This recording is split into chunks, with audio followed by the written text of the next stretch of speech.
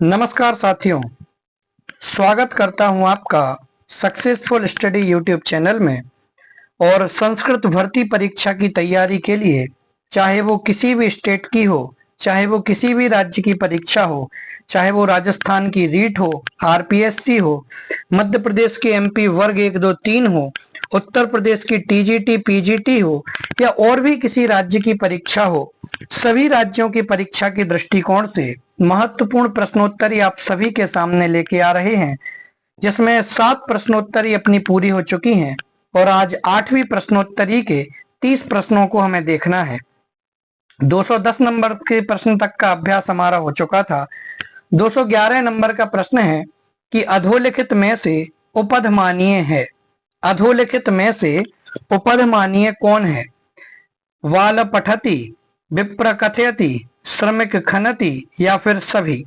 तो मैंने आपको बताया था कि क या ख के पहले जो अर्ध विसर्ग का चिन्ह लगा हुआ होता है उसे जिह्वामूलीय कहा जाता है, और प या फ के पहले स्थित जो अर्ध विसर्ग होता है, जो चिन्ह लगा होता है, उसे उपधमानीय कहा जाता है। तो आपको उपधमानीय पूछा है, अर्थात प या फ से पहले स्थित अर्ध विसर्ग यहाँ पर कौन सा है? तो देखिए, बाल पठति यहाँ पर है, लेकिन विप्र कथयति ये जिह्वामूलीय है, उपधमानीय नहीं। खनति भी जिह्वामूलीय है, इसका मतलब सभी तो नहीं हो सकता। आपका उत्तर होगा बाल पठति, ये एक उपधमानीय है। ऑप्शन अ आपका सही हो जाएगा। 212 नंबर सूत्र को देखते हैं कि हसी च इस सूत्र का उदाहरण नहीं है। हसी च इस सूत्र का उदाहरण क्या नहीं है? ऑप्शन अ शिवोबंध्य, ऑप्शन ब देवोच्य, ऑप्शन स रामो जयति या फिर ऑप्शन द मनोरथ। बोलिए फटाफट से। हसी च इस सूत्र का उदाहरण कौन सा नहीं है? तो देखिए, हसी च इस सूत्र क्या कहता है कि यदि ह्रस्व अ आपके सामने है, ह्रस्व आ के बाद स्थित यदि कोई रुत्व आता है, ठीक है ना, रू आता है, तो इस रू का रा बचेगा और रा के स्थान पर उ आदेश हो जाएगा, ठीक है ना। लेकिन आगे क्या होना चाहिए? आगे हस वर्ण होना चाहिए। और हस वर्ण क्या कहलाते हैं? वर्गों के तीसरे चौथे पांचवें अक्षर ह या व र ल, ये सभी हस वर्ण में आते हैं। तो पोजीशन बनेगी आपकी ह्रस्व अ, रुत्व का रा के स्थान पर उ होगा और आगे हस वर्ण आएगा। तो हसी च सूत्र का उदाहरण कौन सा नहीं होगा? ये उत्त संधि की बात है। तो देखिए, शिवोबंध्य, शिवोबंध्य का आप यदि संधि विच्छेद देखेंगे, पूरा देखेंगे, तो शिवस धन वंद्य, ठीक है ना। अब आप स के पहले देखेंगे, स के स्थान पर रू होगा, लेकिन इस स के पहले क्या है? ह्रस्व आकार है, ठीक है ना। तो अ है, रू है, और इसके बाद में हस वर्ण में वा है, रू के स्थान पर रा होगा, उ होगा। इस प्रकार से शिवो वंद्या आपका बन जाएगा। तो हसी च सूत्र का उदाहरण शिवो बंध्या भी है, ठीक है ना। मैं लिखे देता हूं, आप समझ लीजिए फिर। शिवस धन वंद्या। इसी प्रकार से देवोर्च्य जो है, ठीक है ना, देवोर्च्य, इसको छोड़ते हैं, रामो जयति, और इसके बाद में चौथा आपका मनोरथ। बोलिए फटाफट से। इसमें से हसी च सूत्र का उदाहरण कौन सा नहीं है? बोलिए, हसी च सूत्र का उदाहरण कौन सा नहीं है? मैंने आपको अभी पोजीशन पूरी बता दी है। तो देखिए, देवोर्च्य, आप देखेंगे उदाहरण चारों ही उत्त संधि के हैं, लेकिन जो यहाँ पर ओ ए है ना, इसका अर्च्य, देखिए जैसे देवस धन अर्च्य, तो यहाँ पर ह्रस्व आकार आपको दिखाई देगा, स्वर, जो कि किसका नहीं है? ये स्वर नहीं है आपका, हस वर्ण में नहीं आता है, ये आता है आपका अतो रोर प्लुतात प्लुते, इस सूत्र में जाएगा। इसी तरीके से रामो जयति, ये भी हसी च सूत्र का उदाहरण है, मनोरथा भी। तो आपका रूप बनेगा देवोर्च्य हसी च सूत्र का उदाहरण नहीं होकर के अतो रोर प्लुतात प्लुते इस सूत्र का उदाहरण होगा। 213 नंबर का प्रश्न है कि कभी धन शोभते, इसमें संधि युक्त पद क्या होगा?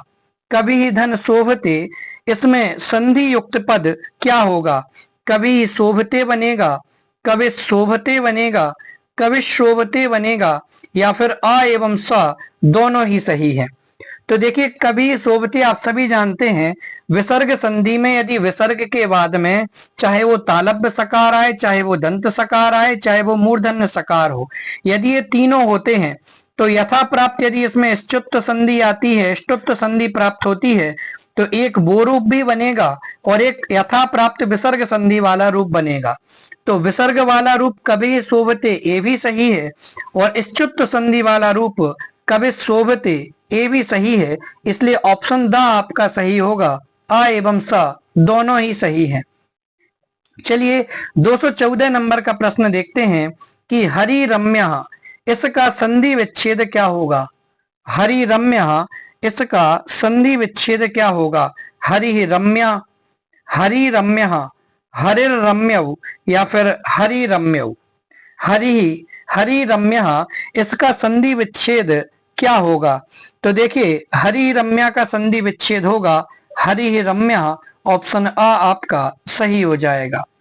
चलिए आगे बढ़ते हैं 215 नंबर के प्रश्न की तरफ कि यण संधि विधायक सूत्र कौन सा है? वो सूत्र कौन सा है जिसके माध्यम से यण संधि होती है? एको यणचि, आद गुणः, वृद्धि रेचि, या फिर एचोए बायावह। चारों ही सरल हैं। एचोए बायावह आपका अयादि संधि का उदाहरण है। वृद्धि रेचि आपका वृद्धि संधि का उदाहरण है। आद गुणः आपका गुण संधि का उदाहरण है, और यको यणचि आपका यण संधि का उदाहरण है। तो यण संधि विधायक आपसे सूत्र पूछा है, इसलिए ऑप्शन आ आपका सही हो जाएगा, एको यणचि। चलिए 216 नंबर प्रश्न की तरफ बढ़ते हैं। यादृक धन हवि, यादृक धन हवि, इसमें संधि युक्त पद क्या होगा? यादृक छवि, यादृग हवि, यादृग घवि, या फिर व एवं स दोनों ही सही होंगे। यादृक धन हवि, इसमें संधि से युक्त पद क्या हो जाएगा? बोलिए, यादृक छवि ही होगा, यादृग हवि ही होगा, यादृग घवि ही होगा, या फिर आपका व एवं स दोनों ही सही हो जाएगा। बोलिए। तो देखिए यादृक घवि ये आपका पूर्व सवर्ण संधि का उदाहरण है, और पूर्व सवर्ण संधि के उदाहरण के हिसाब से इसमें जो सूत्र लगेगा वो झयो होन्य तरस्याम लगेगा, लेकिन ये विकल्प से रूप बनता है, इसलिए इसमें आपका जो रूप निकल करके आएगा वो यादृग हवि ही भी बनेगा और यादृग घवि ही भी बनेगा। इस कारण से आपका व एवं स दोनों ही सही हैं। ऑप्शन द आपका सही हो जाएगा। 217 नंबर का प्रश्न है कि प्रत्यंग धन आत्मा, यहां संधि युक्त पद क्या होगा? प्रत्यंग धन आत्मा, इसमें संधि युक्त पद क्या हो जाएगा? प्रत्यंगात्मा, प्रत्यंगात्मा, प्रत्यंग आत्मा, या फिर व एवं स दोनों ही सही हैं। तो प्रत्यंग धन आत्मा, यहां पर संधि से युक्त पद क्या होगा? तो देखिए एक संधि आपने पढ़ी होगी, और संधि का नाम क्या था? संधि का नाम था यमुड़ागम संधि। कौन सी संधि? यमुड़ागम संधि आपने पढ़ी होगी। और यमुड़ागम संधि में प्रत्यंग धन आत्मा, यहाँ पर ह्रस्व जो इड़ा आ रहा है, इसके बाद में एक इसके माने देखिए पोजीशन क्या बनती है, इसमें एक सूत्र लगता है णमो ह्रस्वादचि णमुण नित्यम। ये सूत्र कहता है कि यदि ह्रस्व स्वर हो और ह्रस्व स्वर के बाद में आकार हो, ठीक है ना, ह्रस्व स्वर के बाद में गम वर्ण, ड़म वर्ण, यानी इड़ा ण और न वर्ण हो तो ड़मुट का आगम होगा। लेकिन जैसे ह्रस्व अ आकार आ गया, इसके बाद में इड़ा है, तो यहीं पर एक और वर्ण का आगम हो जाएगा, लेकिन वो ऋणा ही होगा, इड़ा ही होगा, ठीक है ना। तो प्रत्यंग धन आत्मा, यह संधि युक्त पद क्या हो जाएगा? तो देखिए यहाँ पर जो संधि युक्त पद होगा वो प्रत्यंगात्मा हो जाएगा, क्योंकि इसको आप जोड़ेंगे तो प्रत्यंगात्मा तो वैसे ही बनेगा, लेकिन इस ऋणा के पहले एक और ऋणा का आगम हो जाएगा। चलिए 218 नंबर का प्रश्न देखते हैं। अयादि संधि विधायक सूत्र कौन सा है? अयादि संधि विधायक सूत्र कौन सा है? ये मैंने अभी आपको बताया था, एचोए बायावह। ए ओ आई औ के स्थान पर आए आए, आओ आओ, ए एकादेश के रूप में हो जाता है। 219 नंबर का प्रश्न है, सरल प्रश्न है कि त्रिमात्रिक अच क्या कहलाता है? त्रिमात्रिक अच क्या कहलाता है? ह्रस्व कहलाता है, दीर्घ कहलाता है, प्लुत कहलाता है या फिर प्रकृति कहलाता है? तो देखिए, प्लुत प्रग्रहया अचि नित्यम, ये जो सूत्र आता है ये प्रकृति भाव संधि के लिए आता है। और त्रिमात्रिक अच की चर्चा भी यहीं पर आती है। तो जो 3 मात्राओं वाला स्वर या फिर त्रिमात्रिक अच जो होता है उसे प्लुत कहा जाता है। क्या कहा जाता है? उसे प्लुत कहा जाता है। इसलिए ऑप्शन सा आपका सही हो जाएगा। 220 नंबर का प्रश्न देखते हैं कि अधोलिखित में से भिन्न पद कौन सा है? तल्लीनः, उल्लेखः, विद्वान लिखति या फिर शूल्लेखः? तो देखिए, तल्लीनः किस तरीके से इसका विच्छेद होगा? तद धन लीनः। उल्लेखः कैसे बनेगा? उद धन लेखः, उल्लेखः बनेगा। विद्वान लिखति की बात की जाए तो ये कैसे बनेगा? विद्वान धन लिखति बनेगा। वहीं शूल्लेखा की बात की जाए तो ये कोई पद नहीं है और यहाँ पर भिन्न पद भी है। बाकी ये तीनों के तीनों लप्त संधि या फिर पर सवर्ण संधि के उदाहरण है। ठीक है ना? इसलिए ऑप्शन द आपका सही हो जाएगा कि अधोलिखित में से भिन्न पद कौन सा है? शूल्लेखा एक भिन्न पद है। 221वें प्रश्न की तरफ बढ़ते हैं और प्रश्न हमारा है कि ऋत्यकः इस सूत्र का उदाहरण नहीं है। ऋत्यकः इस सूत्र का उदाहरण नहीं है। ऑप्शन अ ब्रह्म ऋषि नहीं है, ऑप्शन ब सप्त ऋषि नहीं है, देव ऋषि नहीं है या फिर महर्षि नहीं है। ऋत्यकः इस सूत्र का उदाहरण क्या नहीं है? तो ऋत्य का ये सूत्र क्या कहता है कि पद के अंत में यदि अकवर्ण हो, अकवर्ण अर्थात अ, ई, उ, री और लृ, ये जो 5 मुख्य स्वर हैं, यदि इनके आगे ह्रस्व ऋकार होता है तो इनके होने पर विकल्प से प्रकृति भाव होता है। यदि अकवर्ण दीर्घ हो तो इनको ह्रस्व भी कर दिया जाता है। जैसे यहाँ पर इतने सारे उदाहरण आपको दिए गए हैं। तो जैसे यहाँ पर महर्षि, ये आपका उत्तर सही होगा। ये ऋत्यकः सूत्र का उदाहरण नहीं है, जबकि इसको चाहें तो हम ऋत्यकः में बना सकते हैं। जैसे देखिए, महाधन ऋषि, ये विकल्प से इसके उदाहरण बनते हैं, इस कारण से गुण संधि में भी चल जाएंगे। लेकिन ये ऋत्यकः सूत्र क्या कहता है? देखिए, ये यहाँ पर अकवर्ण है, दीर्घ आकार है और यहाँ पर ऋकार है। तो यहाँ क्या हो जाएगा? अकवर्ण दीर्घ हो तो उसे ह्रस्व कर देंगे तो मह हो जाएगा और ऋषि को एज इट इज लिख दिया जाएगा। तो यदि इस प्रकार से मह ऋषि बनता है तो ये ऋत्यकः सूत्र का उदाहरण है और ये प्रकृति भाव संधि का उदाहरण है। लेकिन महर्षि बना दिया तो ये गुण संधि का उदाहरण बन गया। इसी प्रकार से ब्रह्मर्षि बनेगा तो गुण संधि का उदाहरण है, लेकिन ब्रह्म ऋषि ही बनाया है तो ये प्रकृति भाव संधि का उदाहरण है। सप्त ऋषि भी और देव ऋषि भी, इनको चाहें तो आप गुण संधि में भी ले जा सकते हैं और चाहेंगे आप तो इसको प्रकृति भाव संधि में भी बनाया जा सकता है। तो ऋत्यकः सूत्र का उदाहरण क्या नहीं है? महर्षि ही नहीं है। ऑप्शन द आपका सही हो जाएगा। 22 नंबर का प्रश्न देखते हैं। ई इंद्र, इसमें ई का तात्पर्य है। ई इंद्र, इस सूत्र में ई का तात्पर्य है क्या है? वितर्क है, विस्मय है, संकेत है या फिर उल्लेख है? ई इंद्र में ई का तात्पर्य क्या है? वितर्क, विस्मय, संकेत या फिर उल्लेख? तो देखिए, निपात एका जनांग सूत्र होता है। कौन सा सूत्र है? निपात एका जनांग। और ये सूत्र क्या कहता है कि एक स्वर वाले आंग के अलावा एक स्वर वाले निपात अव्यय को प्रग्रह्य कहा जाता है। तो जैसे इसके उदाहरण ई इंद्र बनेगा। तो ई इंद्र में जो पहला ई है ये क्या है? प्रग्रह है और इसका तात्पर्य क्या है? विस्मय या फिर आश्चर्य है। वहीं दूसरी बात की जाए तो एक और उदाहरण इसी में बनता है और वो उदाहरण है उ उमेशः। यहां पर यदि जो प्रग्रह संज्ञक उ है इसका अर्थ पूछा जाए तो इसका अर्थ होता है वितर्क। ठीक है ना? चलिए, तो ई इंद्र में ई का तात्पर्य क्या है?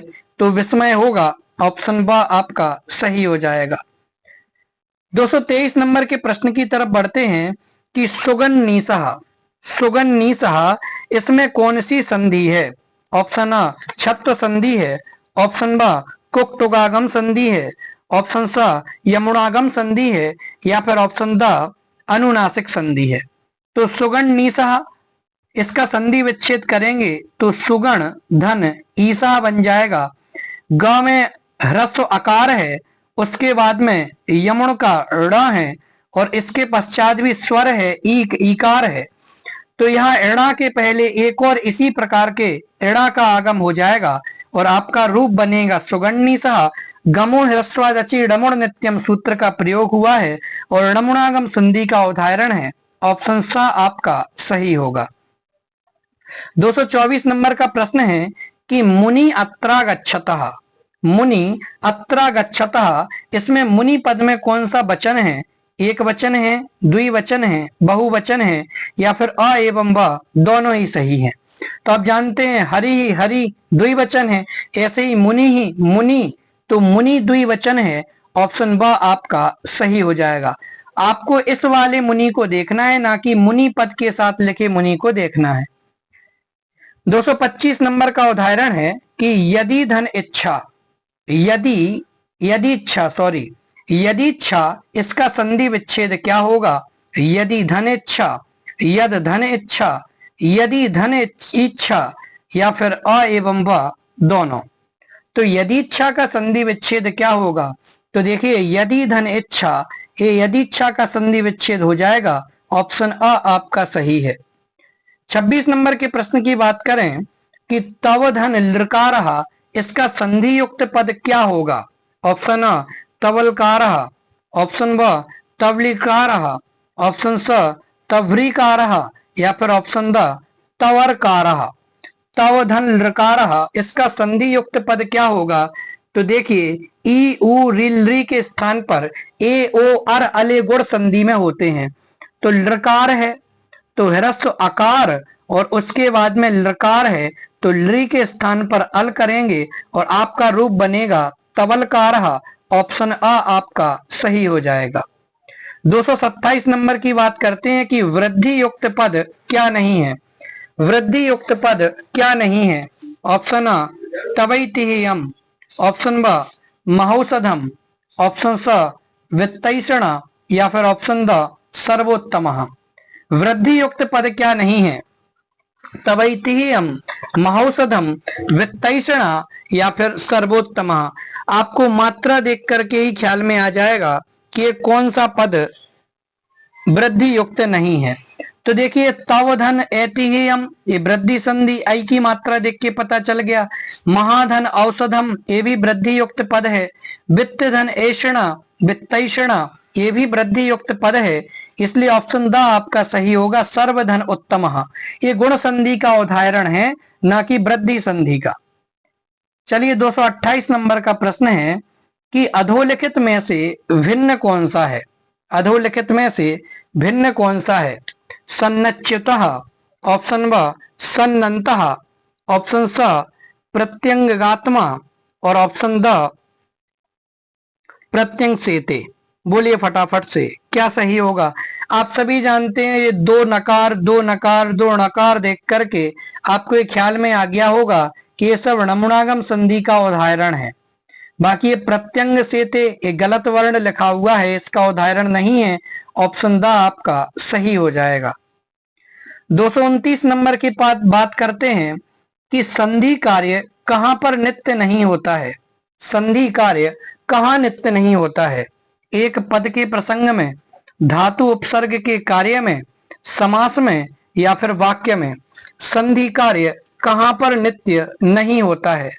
तो आप सभी जानते हैं कि जो संधि कार्य है उसके लिए एक श्लोक आता है, संहितैक पदे नित्या नित्या धातु उपसर्गयो नित्या समासे वाक्येतु सा विवक्षम अपेक्षते।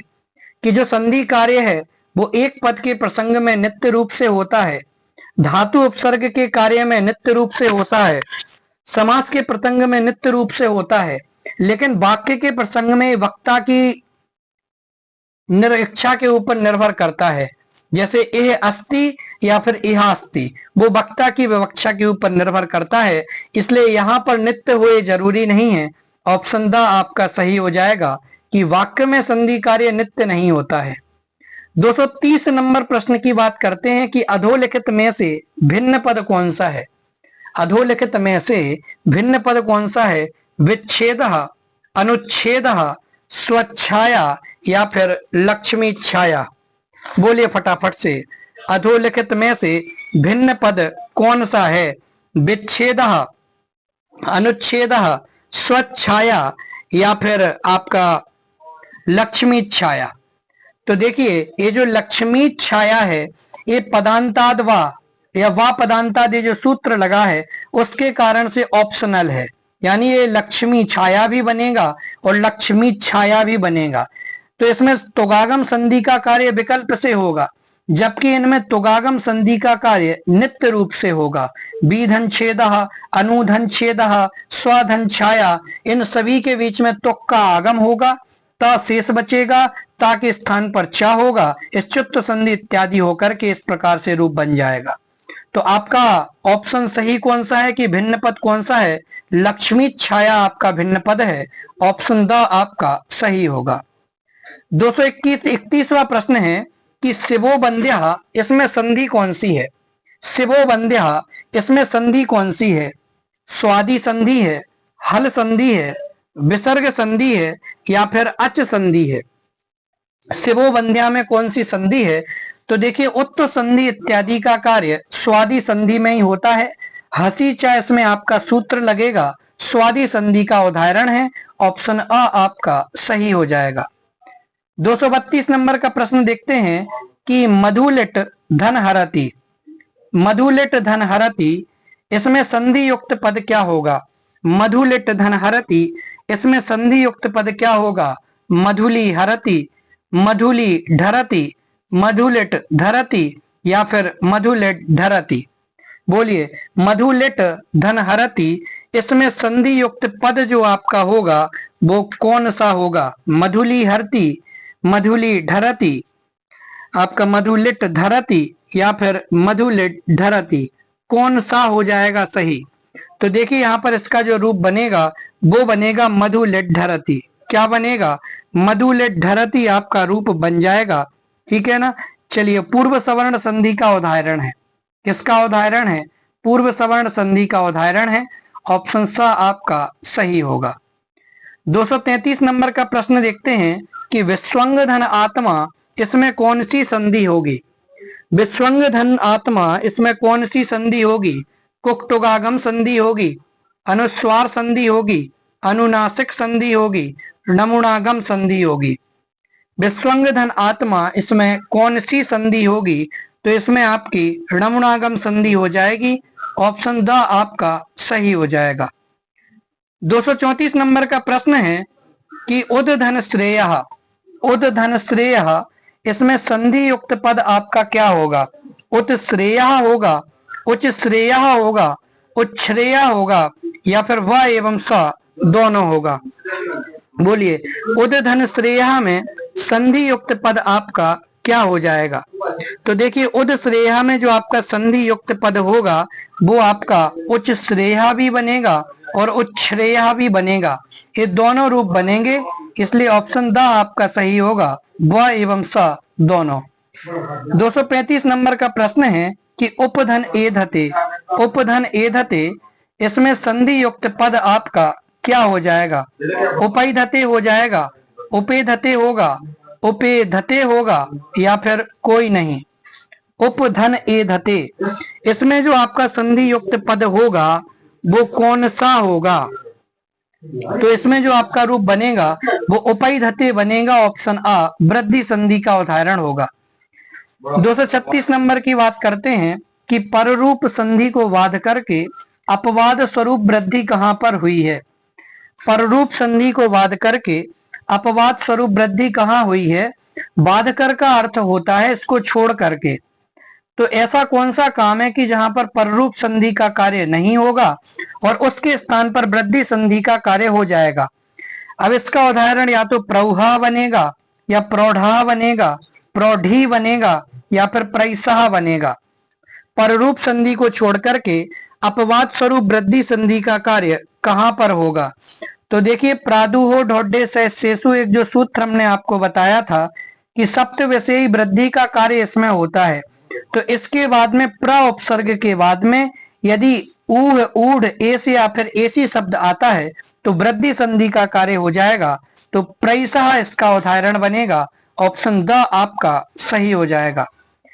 237 की बात करते हैं कि अमी धन ईसः, इसका संधि युक्त पद क्या होगा?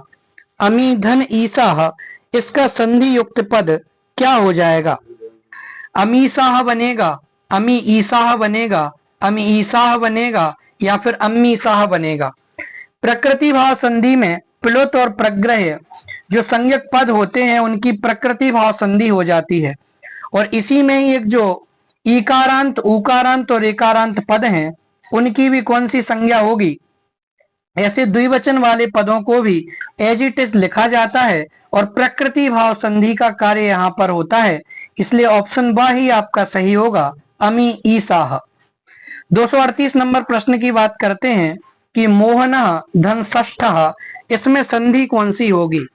मोहनः धन षष्ठः, इसमें संधि कौन सी होगी? अच संधि, प्रकृति भाव संधि, विसर्ग संधि या फिर स्वादि संधि?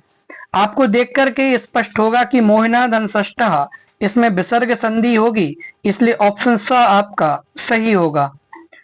239 नंबर के प्रश्न की बात करते हैं कि वालिके इह गच्छतः, इसमें संधि कौन सी होगी? वालिके इह आगच्छतः, इसमें संधि कौन सी होगी? प्रकृति भाव संधि होगी, अयादि संधि होगी, पूर्व रूप संधि होगी या फिर विसर्ग संधि होगी? वालिके धन इह गच्छतः, इसमें कौन सी संधि होगी? तो वालिके द्विवचन संबंधी पद है और आगच्छतः भी द्विवचन संबंधी पद है, जबकि जो इह है वो एक अव्यय है तो इसमें कोई परिवर्तन नहीं होगा। और द्विवचन संबंधी जो पद हैं वो प्रकृति भाव संधि के ही उदाहरण होंगे। इसलिए ऑप्शन अ आपका सही होगा। 240 नंबर का प्रश्न है उद धन स्थाय, इसका संधि युक्त पद क्या होगा? उद स्थाय, इसका संधि युक्त पद क्या होगा? उद स्थाय, उत्स्थाय, उत्थाय या फिर उदथाय? उदधन स्थाय का संधि युक्त पद क्या होगा? पूर्व सवर्ण संधि का उदाहरण है और आपका यहाँ पर उत्थाय बन जाएगा। ऑप्शन सा आपका सही होगा। इस प्रकार से अपनी कक्षा पूरी होती है और 9वीं प्रश्नोत्तरी कल आपके सामने रखेंगे।